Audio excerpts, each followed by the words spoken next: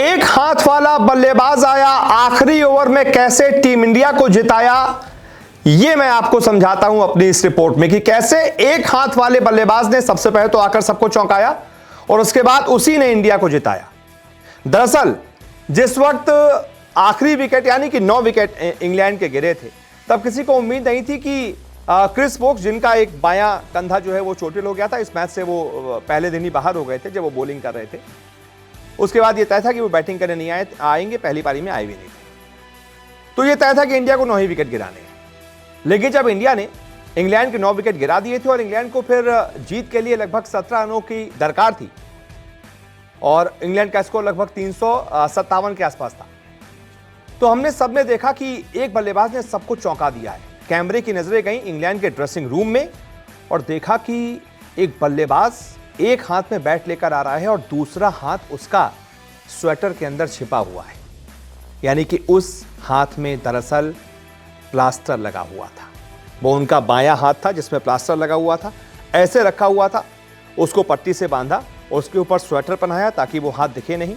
सिर्फ अपने दाएं हाथ से बल्ला पकड़कर क्रिस वोक्स मैदान पर आ गए।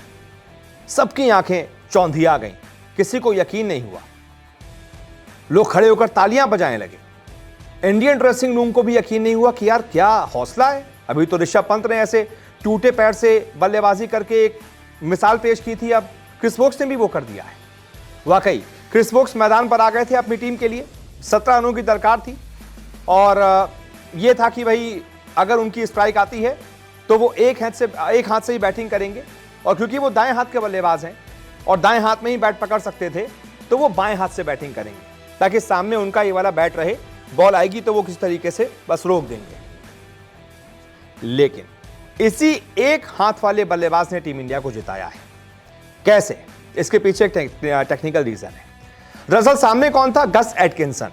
जब उन्होंने ये देखा कि यार क्रिस वोक्स तो ढंग से बल्ला पकड़ भी नहीं पा रहे हैं, दोनों हाथ से बैट पकड़ ही नहीं सकते हैं वो, तो उनको एक चीज पता थी कि अगर क्रिस वोक्स को एक भी बॉल के लिए मैंने स्ट्राइक दी तो फिर इंडियन गेंदबाज उनको खत्म कर देंगे, एक यॉर्कर डाल देंगे, सीधी विकेट पे डाल देंगे और क्रिस वोक्स आउट हो जाएंगे। क्योंकि एक हाथ से बैट उठाना ही बड़ा मुश्किल होता है, आप कैसे लाइन पे लगाएंगे, वो भी आपका रॉन्ग हैंड है, वो आप दाएं हाथ के बल्लेबाज हैं, बाएं हाथ से फिर भी आपकी बचपन से प्रैक्टिस होती है कि आप सीधा बैट ला के रोक दो।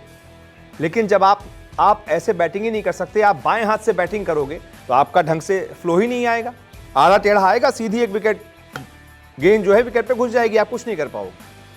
तो गस एटकिंसन को यह बात पता थी कि स्ट्राइक दी तो वही मैच हम हार जाएंगे, फिर इंडिया का कोई भी गेंदबाज होगा सीधी विकेट पे डालेगा और आउट। इसी प्रेशर की वजह से गस एटकिंसन ने बल्ला चलाना शुरू किया और किसी तरीके से उन्होंने क्रिस वोक्स के साथ मिलकर 10 रन चुरा लिए। इसमें एक वो भी मोमेंट आया था, सिराज की ओवर का आखिरी बॉल था, बाहर डाला उन्होंने और सबको पता था कि या तो गस एटकिंसन बल्ले से लग गया तो सिंगल ले लेंगे, नहीं तो वो किसी तरीके से दौड़ेंगे। हुआ भी यही, रिस्क लिया उन्होंने।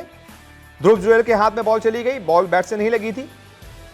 अब क्योंकि दोनों की मजबूरी थी कि यार स्ट्राइक तो गस एटकिंसन को लेनी ही पड़ेगी, दोनों भाग गए।